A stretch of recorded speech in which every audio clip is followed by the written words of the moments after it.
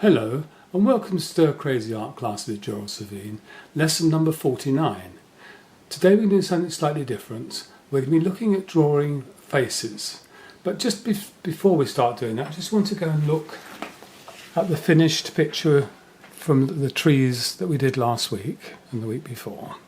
Okay, I hope you can got something like that. I've managed to get the pun finished off. Not fantastic, but you get some idea of what's going on. And what I was saying again here, which I always say about us being drawing and painting, we are illusionists. Hopefully you can see in here how the trees in the background, they're back, and how everything gradually comes forward, and yet it's on a flat surface. So we're creating 3-dimension on a flat surface, so we are illusionists. Okay, but now I'm going to go over to drawing portrait work. Now, perhaps surprisingly, I've never done a portrait of myself. In all the years that I've been at art school and everything else. But just to help you, give you some basic understanding, I'm going to show you some examples of some of the work that I've done over the years, sketches and whatever. But to start off with, primarily, just looking at straight on, the head, generally speaking, there's always slight differences because we're all slightly different.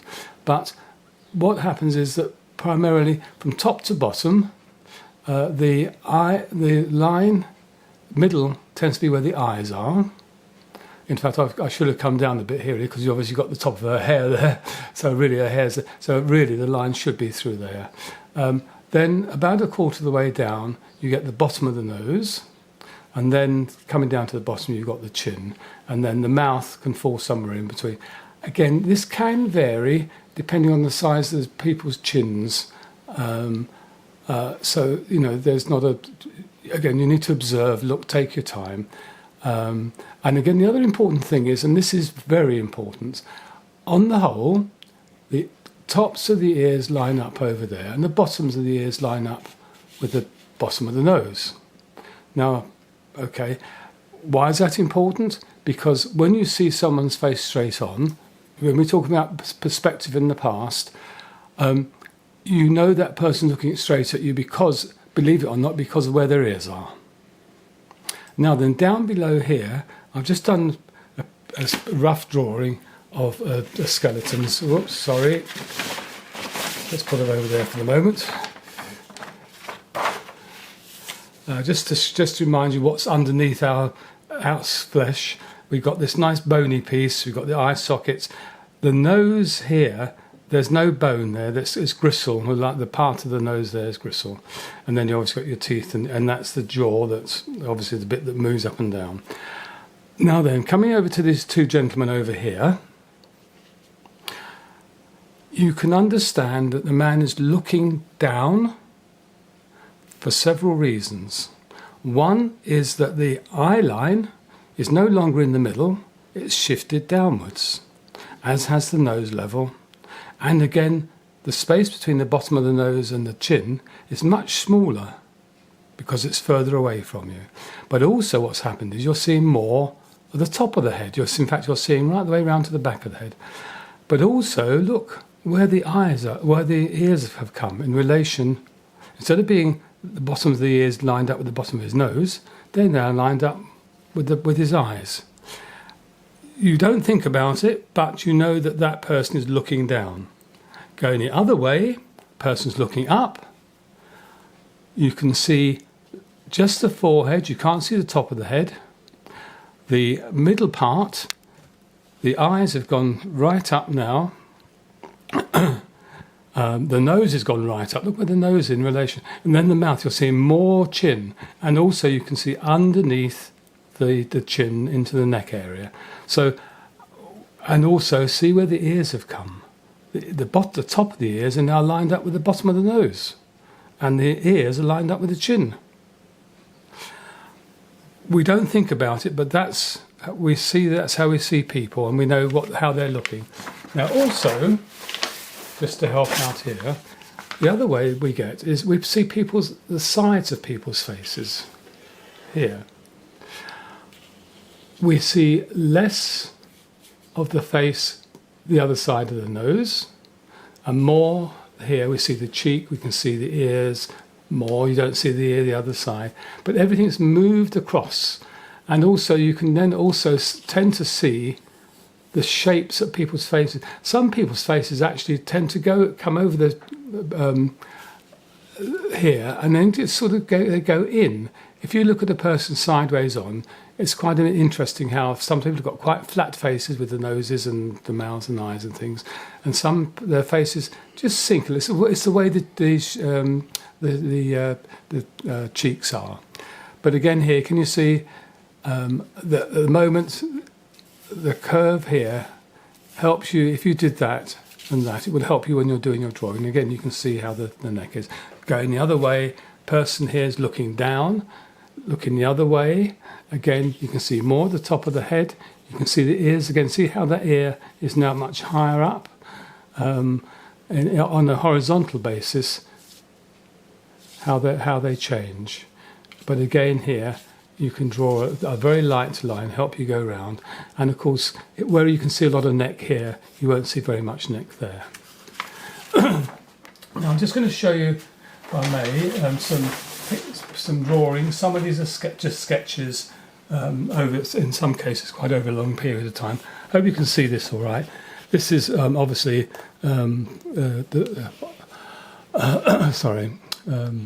Venus. My mind's gone dead. This is actually, I have to say, I did this when I was 15 and a half. This is at art school, and we actually had a full-size plaster cast of Venus. But look, can you see, we're looking up. It's so obvious we're looking up. Look where her ear has come. It's not lined up with her eyes at all, is it? And look at the angles that are here. And all this here as well. And also, because we're looking right up from very low down, her head, comparatively speaking, looks a bit smaller. Okay, but I hope you can understand and see that there. Again, here in this little drawing here, this is more recent. I'll just do an example here. But see how that's very badly drawn. That should be over here somewhere. But can you see how this person is looking down? And then I think if we can just flip this round.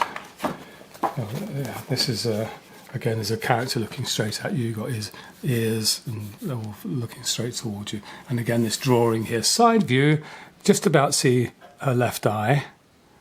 But again, here she's looking really straight forward there. Here we've got a selection here of faces and how they're looking. See how much this one here, and we'll look at another one in a minute, how she's looking down. You can see very little chin. Look how low her eyes are in relation to the overall length of the head, as opposed to here when she's looking straight at you. And they're coming across to this one here. Again, can you see how the eyes are much higher up? The nose is up. You can actually see up the nose there.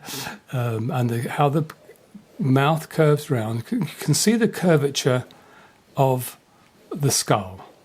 And again, here the chin, and you can see lots of neck. This one, again, here we're seeing the lady from the left-hand side. Her head is tilted forward slightly. Can you see that?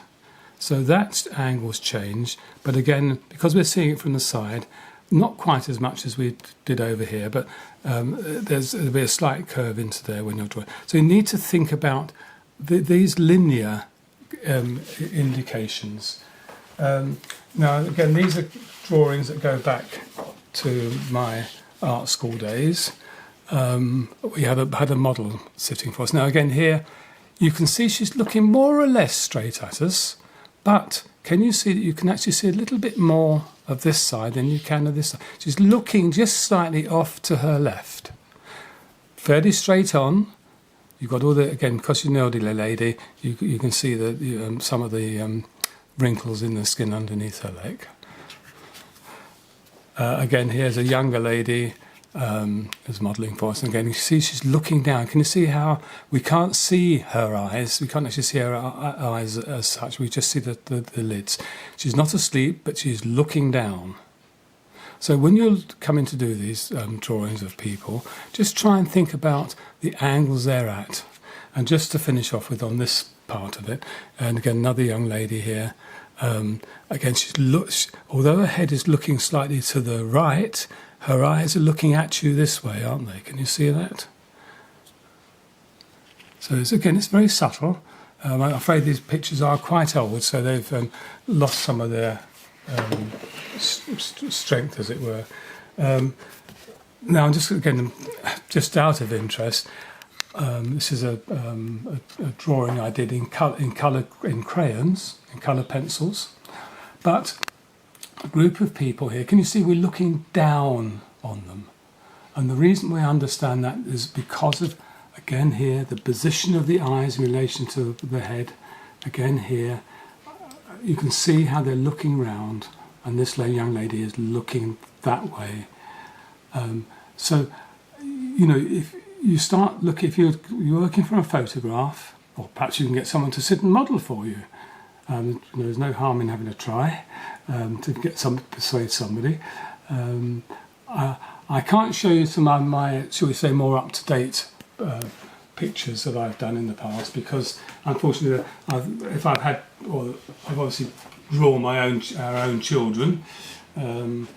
We do have a clock of 11. Again, just to show you, we'll just work our way through some of these. How are we doing for time? All right for time, aren't we?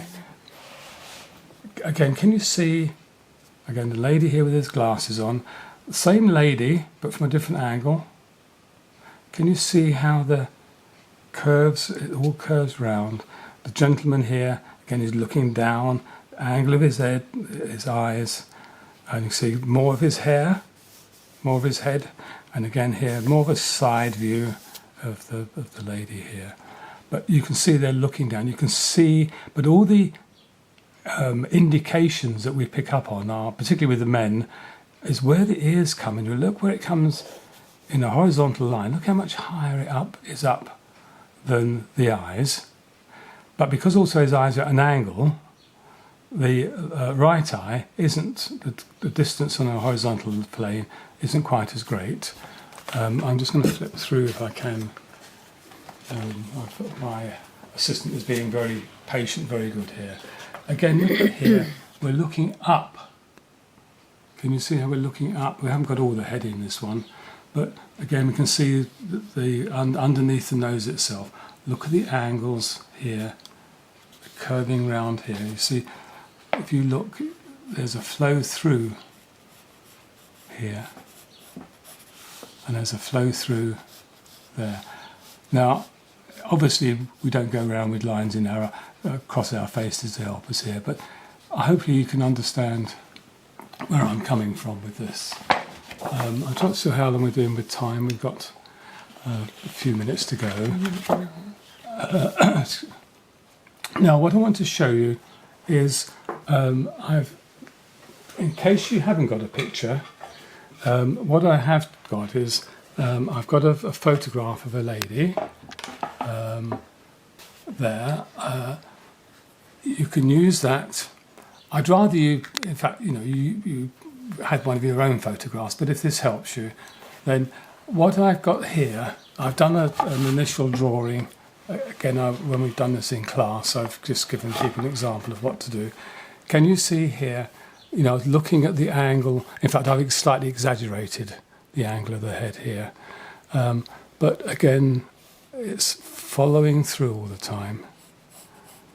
And then again here you can see it. So it's not exactly the same. Again, I always say, providing something looks right, if things aren't quite exactly the same, it doesn't matter. But anyway, what I'm going to do is I'm going to leave that for the moment. And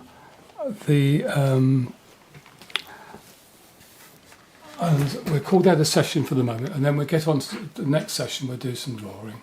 Okay, so I'll say